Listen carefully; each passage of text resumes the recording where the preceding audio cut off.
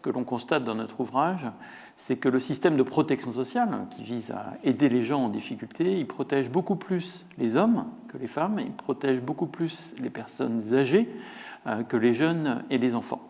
D'où, ironiquement, l'idée de proposer de réorienter un peu notre système de protection sociale vers les femmes, les jeunes et les enfants, d'abord, sans évidemment remettre en cause les autres protections, mais en se donnant de nouvelles priorités.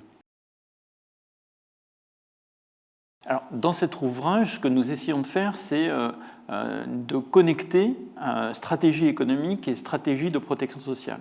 Très souvent, les deux domaines sont tenus à part, où les économistes nous expliquent ce qu'il faut faire pour accroître la compétitivité de l'économie. Et en France, ce que beaucoup d'économistes nous disent, c'est qu'il faut baisser le coût du travail pour accroître la compétitivité française.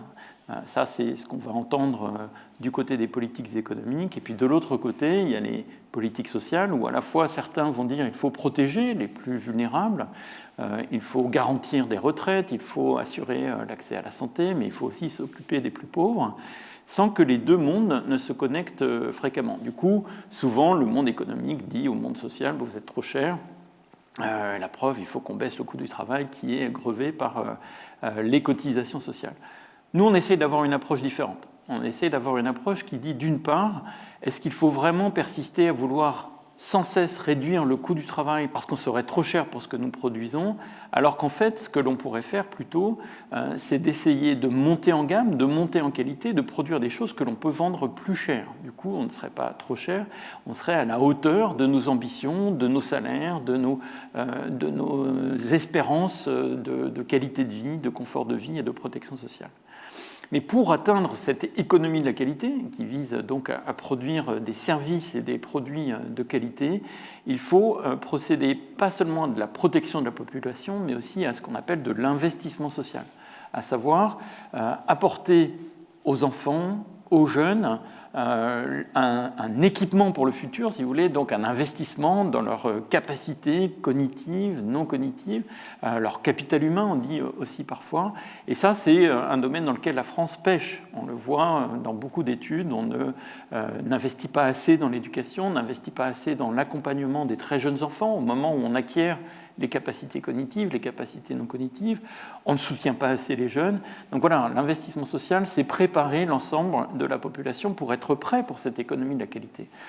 L'investissement social, ça n'est pas que ça. L'investissement social, c'est aussi donner à chacun la possibilité de mobiliser ses capacités. Il ne suffit pas d'être formé si on n'a pas la possibilité de trouver un travail, si on n'a pas la possibilité de travailler parce qu'il faut s'occuper de ses enfants, s'occuper des personnes âgées dépendantes, alors cet investissement dans les capacités n'a pas été très utile. Donc il faut aussi penser à la conciliation entre la vie familiale et la vie professionnelle comme un des éléments clés de mobilisation des capacités des uns et des autres. Et puis, le dernier point sur l'investissement social, c'est qu'il ne suffit pas de se former quand on est jeune, en fait, dans une économie de la connaissance où les technologies évoluent sans cesse, où les marchés font émerger de nouveaux produits, de nouveaux services. Il faut garantir à tous une formation tout au long de la vie. Donc voilà un peu les trois piliers de l'investissement social. Garantir à chacun l'accès au plus possible de capacités cognitives et non cognitives, pouvoir les mobiliser tout au long de sa carrière professionnelle et les renouveler tout au long de sa carrière professionnelle. Voilà les conditions de réussite de cette économie de la qualité. L'idée, c'est que proposer cette stratégie économique et cette stratégie d'investissement social, c'est déjà essayer de mettre beaucoup de choses dans le panier, de le construire comme un contrat, dans le sens où on dit on va ensemble essayer de conquérir cette économie de la qualité en fondant cette réussite économique, si on peut dire, sur l'acquisition pour chacun de droits sociaux. Des droits à la réussite scolaire, des droits au soutien quand on est jeune, des droits à pouvoir concilier vie familiale et vie professionnelle, des droits à une formation tout au long de la vie. Voilà les droits qui garantissent en même temps la réussite pour chacun et la réussite collective de notre économie.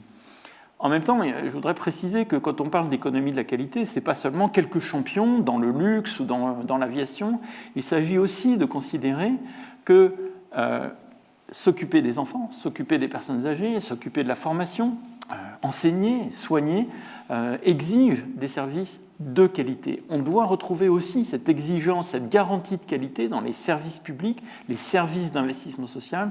Et c'est là où il y a aussi une dimension de contrat social, c'est de dire à chacun, si vous travaillez dans ces secteurs, vous aurez des emplois de qualité.